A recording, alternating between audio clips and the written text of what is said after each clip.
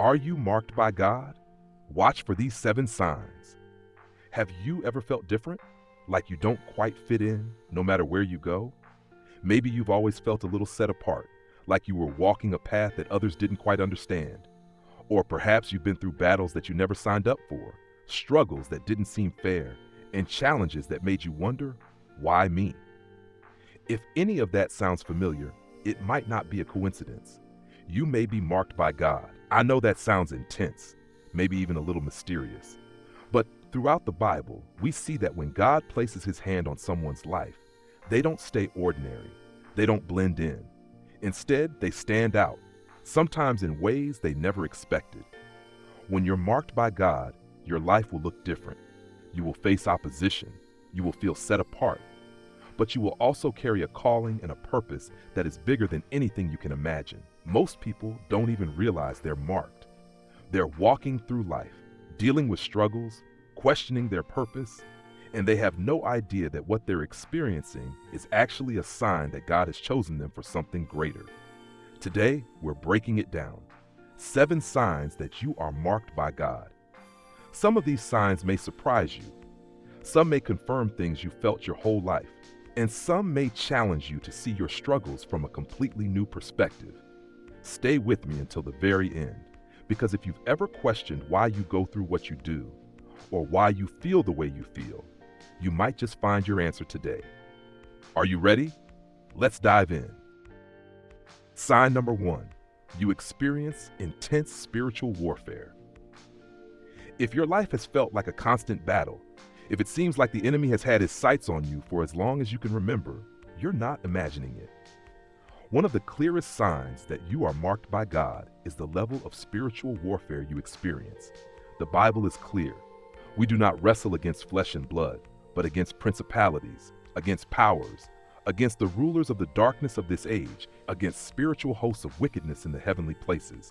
Ephesians 6 verse 12. If God has set you apart for something great, the enemy will do everything he can to stop you. Look at Job. Here was a man who was righteous before God, and yet he lost everything: his wealth, his health, even his children. Why? Because Satan saw Job's faith and asked for permission to test him. The attacks Job faced weren't proof that God had abandoned him. They were proof that God trusted him. Maybe your battles have been relentless. Maybe you faced rejection, financial struggles, emotional pain, or deep spiritual attacks that seem to come out of nowhere. Have you ever stopped to wonder why? The enemy doesn't waste time attacking people who aren't a threat. David was anointed to be king, but before he ever wore the crown, he spent years running from Saul, fighting battles he didn't start, and enduring hardship after hardship. His anointing didn't make his life easier. It made him a target. The same is true for you. But here's what you need to know. Your battles are not a sign that God has left you. They are a sign that he is preparing you. The enemy only attacks what he fears. And if you've been under intense spiritual warfare, it's because hell sees something in you that you might not even see in yourself yet. Don't give up. Don't let the pressure break you. The attack is proof that you are marked. Sign number 2, you feel set apart, even when you don't want to. Have you ever felt like you just don't belong? Like no matter how much you try to fit in, there's something about you that makes you different? Maybe you've struggled with loneliness, or maybe you've even been rejected by people you thought would always be there for you. It's not an accident. One of the biggest signs that you are marked by God is that you are set apart. Think about Moses. He was born a Hebrew but raised as an Egyptian. He didn't quite fit in with either group. And then, when God called him, he had to leave everything behind and step into something completely new. It wasn't easy. He even argued with God about it. Who am I that I should go to Pharaoh and bring the Israelites out of Egypt? Exodus 3:11. Jeremiah felt the same way. When God called him, he protested. "Ah, sovereign Lord, I do not know how to speak. I am too young." Jeremiah 1:6. But God told him, "Before I formed you in the womb, I knew you. Before you were born, I set you apart." 5. Being set apart isn't comfortable. It can feel isolating. But that's because God is positioning you for something greater. Maybe you've lost friendships. Maybe you've had seasons where you felt like no one understood you. Maybe you've wondered why your journey doesn't look like everyone else's. It's because you were never meant to fit in. You were meant to stand out. The world tells you to blend in, to follow the crowd. But God tells you that you are a chosen people, a royal priesthood, a holy nation, God's special possession. 1 Peter 2:9. So if you've ever felt different, if you've ever felt set apart, it's because you are. And it's not a punishment, it's a calling. Sign number 3. You have an unshakable hunger for God. Have you ever felt a deep, unexplainable hunger for God? A craving for His presence that nothing else can satisfy? Maybe you've gone through seasons where you couldn't stop reading scripture, where prayer felt like breathing, or where you longed for more of God, even when you didn't fully understand why. That's not normal. That's a sign that you are marked by God. Jesus said in Matthew 5:6, "Blessed are those who hunger and thirst for righteousness, for they will be filled." When God sets someone apart for His purpose, He stirs a hunger in their spirit that the world can't satisfy. You can try to distract yourself with entertainment, relationships, or success, but nothing will fill you like His presence. Look at David. He was a man after God's own heart, and you can see his hunger for God all throughout the Psalms. In Psalm 42, verse 1-2, he writes, "As the deer pants for streams of water, so my soul pants for you, my God. My soul thirsts for God, for the living God. When can I go and meet with God?" That kind of hunger isn't something you can manufacture. It's something God places in those He marks. And here's the thing. Sometimes this hunger can make you feel like you don't belong. Maybe people around you don't understand why you're so passionate about your faith. Maybe your friends or even your family think you're being too spiritual. But you can't help it. When God calls you, He awakens something in you that nothing else can satisfy. If you feel that hunger for God, don't ignore it. Lean into it. Feed it. The more you seek Him, the more He reveals Himself to you. The more you press in, the more He fills you. That hunger is proof that you're marked. Sign number 4. Doors open in ways that don't make sense. Have you ever had doors open for you that you didn't even knock on? Opportunities that came out of nowhere? Favor that didn't make sense? That's not luck. That's not coincidence. That's the hand of God. When you are marked by God, He makes a way where there is no way. Look at Joseph. He was sold into slavery by his own brothers, thrown into prison for something he didn't do, and forgotten by the very people he helped. But at the right time, God elevated him from the prison to the palace in a single day. Genesis 41, verse 14. One moment, he was wearing shackles. The next, he was second in command over all of Egypt. That wasn't human effort. That was divine positioning. Or take Esther. She was an orphan, raised by her cousin, with no reason to believe she would ever be important. But God placed her in the palace at just the right time so she could save an entire nation. In Esther 4:14, Mordecai tells her, "Who knows if perhaps you were made queen for such a time as this?" When you are marked by God, you don't have to force doors open. You don't have to manipulate situations or beg for opportunities. God goes before you. He puts you in places you never expected to be. Maybe you've already seen this in your life. Maybe you've had moments where you thought, "How did I even get here? How did this happen?" That's the favor of God. But here's the thing. When God opens a door, you have to have the courage to walk through it. Some people miss their calling because they're too afraid to step into the unknown. But if God has placed you there, it's for a reason. Trust Him. If doors have been opening in ways that don't make sense, if you've experienced divine favor in your life, take it as confirmation. You are marked by God. Sign number 5. You have a calling that feels bigger than you. Have you ever felt like God was calling you to something way beyond your ability? Maybe there's a dream in your heart, a vision you can't shake, or a purpose that feels too big for you to accomplish. It both excites you and terrifies you at the same time. If that sounds familiar, you're not crazy. You're marked by God. Look at Gideon. When the angel of the Lord appeared to him and said, "The Lord is with you, mighty warrior." Judges 6:12. Gideon's response wasn't confidence, it was doubt. He basically said, "Me? Mighty warrior? You must have the wrong guy." He even argued that he was the least in his family and that his family was the weakest in Israel. Judges 6:15. Yet God still chose him to lead his people to victory. Then there's Moses. God called him to deliver Israel out of Egypt. And what did Moses say? "Who am I that I should go to Pharaoh and bring the Israelites out of Egypt?" Exodus 3:11. He doubted himself. He even tried to convince God that he had the wrong person. Here's the pattern. When God marks someone, he calls them to something bigger than they think they can handle. And that's exactly the point.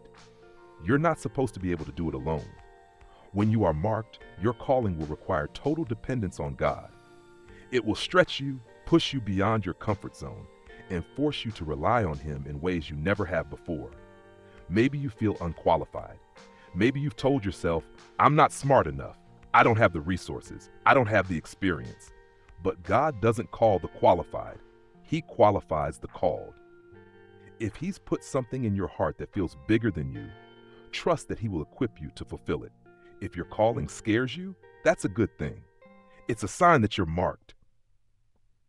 Sign number 6. People are drawn to you for spiritual guidance. Have you ever noticed that people come to you for advice even when you don't feel qualified to give it? Maybe friends, coworkers, or even strangers just start opening up to you about their problems. You weren't trying to be a counselor, but somehow people are drawn to you. That's because when you are marked by God, there is something in you that others recognize, even if they don't know what it is. Look at Solomon. When he asked God for wisdom instead of riches or power, God gave him such incredible insight that people traveled from all over just to hear him speak. 1 Kings 4:34.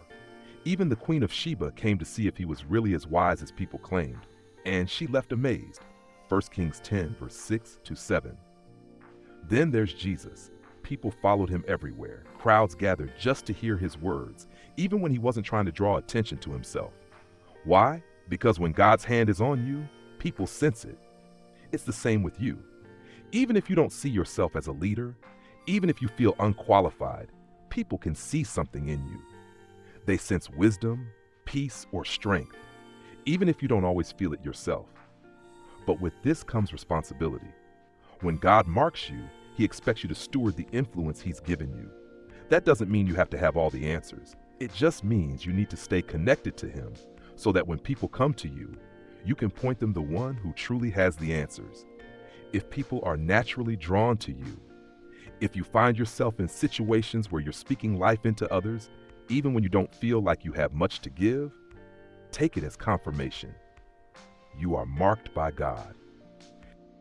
Sign number 7. You endure pain that produces purpose. Have you ever wondered why your life has been filled with so many challenges? Why it seems like you've had to endure more pain than most people? Maybe you've been through heartbreak, betrayal, loss, or seasons of deep suffering that made you question everything. If so, listen carefully, because this might be the clearest sign that you are marked by God. Pain is never wasted in God's hands. When you are marked, your suffering is not just random, it is preparation. Look at Joseph. His own brothers sold him into slavery. He was falsely accused and thrown into prison for something he didn't do. He spent years in hardship, wondering if he'd ever get out. But in the end, God used his pain to position him for purpose. Joseph himself said in Genesis 50:20, "You intended to harm me, but God intended it for good to accomplish what is now being done, the saving of many lives." The same is true for you. The pain you've endured isn't meaningless. It's shaping you, refining you, and preparing you for the very thing God has called you to. Look at Jesus. He endured the greatest suffering the world has ever seen, and out of that suffering came the greatest victory, salvation for all of humanity. His pain had a purpose. Your pain has a purpose too. Maybe you don't see it yet. Maybe you're still in the middle of the storm, wondering if anything good can come from your suffering. But hear this. God never wastes pain. The very thing that hurts you the most might be the thing he uses to bring healing to others. If your journey has been filled with trials, if you've walked through fire and wondered why, know this, you are marked. And what the enemy meant for evil, God will turn for good. Conclusion. You are marked for a purpose. Now that we've gone through all 7 signs, let me ask you, did you recognize yourself in any of them? Have you faced battles you didn't understand?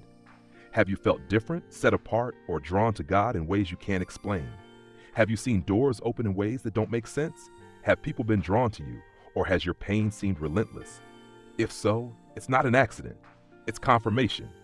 You are marked by God. But here's the most important part. Being marked isn't just about recognizing the signs. It's about stepping into your purpose. You weren't chosen to just go through life wondering why you feel different. You were chosen to do something with it. Joseph's story didn't end in the pit. It ended in the palace, where he saved an entire nation.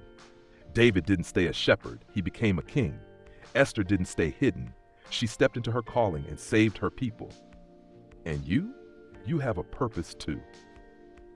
God has marked you for something bigger than you can imagine. Your battles, your setbacks, your hunger for Him, it's all leading to something greater. So don't run from it. Don't shrink back. Embrace it. God doesn't make mistakes, and He didn't make a mistake in choosing you. If this message spoke to you, let me know in the comments. Share which sign resonated with you the most. And if you're ready to embrace the fact that you are marked by God, type "I am marked" in the comments right now.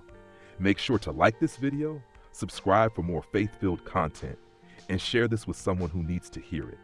And remember, you are marked, you are chosen, and your story is just beginning.